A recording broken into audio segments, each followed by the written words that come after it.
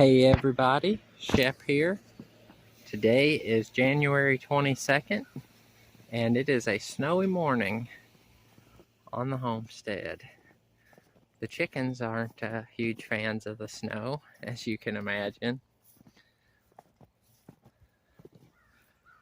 So last night they were saying we may get a ½ inch to an inch of snow, and it's probably closer to 2 inches out here. But really this is the only snow of any significance we've had since that last one I showed you guys. That was around Christmas time. It's been a very mild January really so far. There's been some days it's been sunny and pretty and warm, and it's just kind of not been not your typical January weather so far. But today we're going to be doing something fun here on the homestead. We're going to be tapping some maple trees. So like I said, I was kind of worried because the weather hasn't been, typical weather. But for the next, 10 days to 2 weeks, it's kind of more like you're collecting maple sap weather, because it's getting going to be getting below freezing at night and above freezing in the daytime. Today it's only supposed to get kind of in the mid 30s, so hopefully we'll actually see some, sap flowing. Now, complete disclaimer here. I am just a beginner at making maple syrup. I'm only making it, pretty much to give myself something to do for fun. I like homemade stuff. I'm not trying to sell it. I'm not trying to be an expert about it. I'm just doing it for fun. So if you're wanting to see how this is done professionally, this is probably not the video for you. Now that we got that out of the way, yeah, we're gonna be tapping maple trees. I've only made maple syrup one other year, and it's been a few years ago, and I've never done it here at the homestead, so that's going to be exciting. Here in my backyard, I actually have a lot of maple trees, but they're too small to tap. So to tap a maple tree, you want them, from what I was reading, to be at least 10 or 12 inches in diameter. And most of these are too small. There's a couple that might be more than that, but I'm gonna let them get bigger, because here on the homestead we have a lot of maples and a lot of oaks.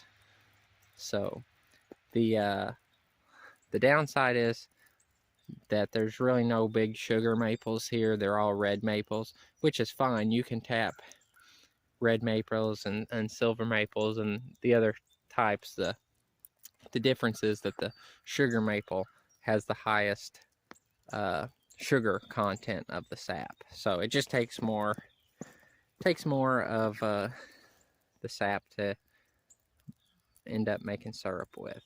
So yeah, we're gonna be tapping some trees today, and I'll bring you guys back here in a minute to show you the tools and what I'm gonna use to do that. Okay, so you really don't need much to get started tapping maple trees. I'm only tapping 3 trees just because if I do more than that, I'll have more sap than I can handle. I may end up tapping one more, but probably just gonna do 3 this year. So you need a cordless drill, and then a 5/16 drill bit. And I don't know if you can see on there, I've put a mark on the drill bit so I don't go any deeper than 2.5 inches into the tree.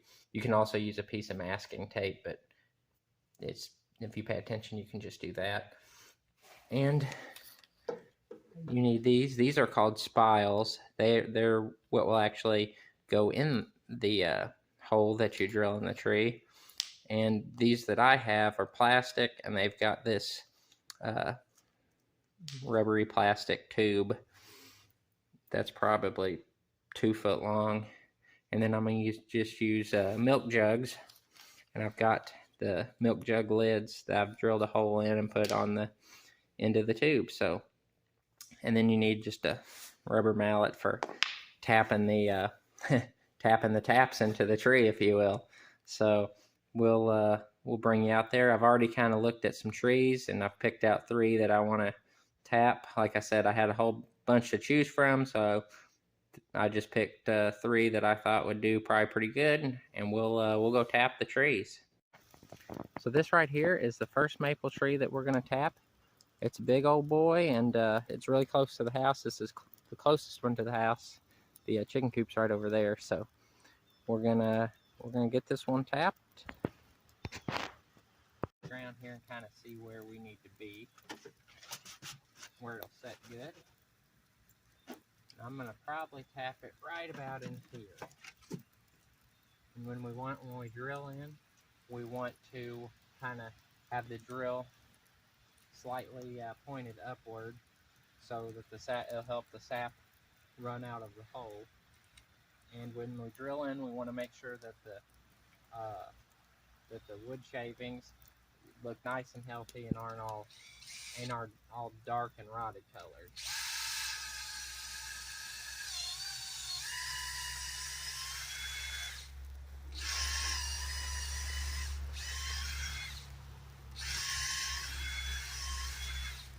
Clean out the hole a little bit.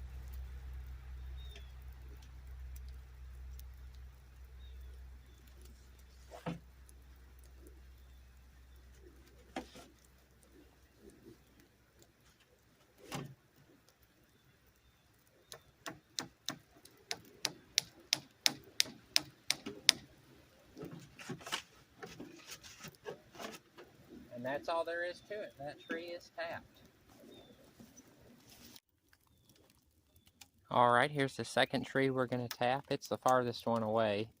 It's probably 200 feet away from my house, maybe. And we'll go ahead and get this one. Alright, well that's 2 of the trees tapped. I'm not going to get the last one on video because I promised my daughter that I would let her help me with it. So we'll come back in a little bit and check on these and see if they're dripping yet. Okay, so it's been a few days since I tapped the maple trees. The first few days the sap never flowed, and the sap's kind of flowing a little bit, not anything real impressive. I tapped the trees on Sunday, and today is Thursday, and this right here is all the sap that was collected, which I don't know if you can doesn't really show up on video.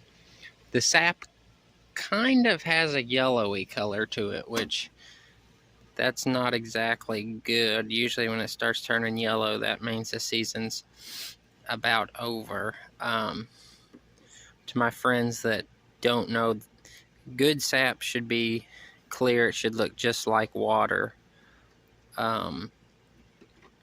It looks like water. It has absolutely, no syrup color to it, and it doesn't get that until you start boiling the water out of it, getting it down to the sugar.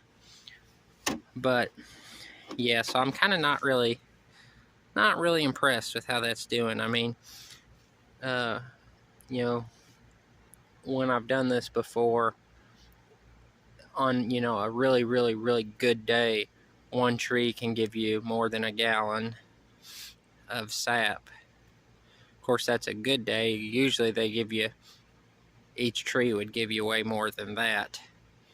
So I don't know, I guess because it was warm and it got where it was kind of out of the freeze thaw cycle, the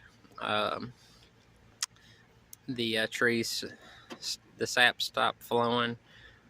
But yeah, so hopefully it gets better, because I mean, no more than that's not even really well, that's obviously not enough to mess with, because you need gallons and gallons of sap to boil down. So yeah, not sure how this maple syrup season's gonna go, but I guess we'll stay tuned and find out. Thanks everybody for watching and subscribing. I really appreciate it, and I'll talk to you guys later.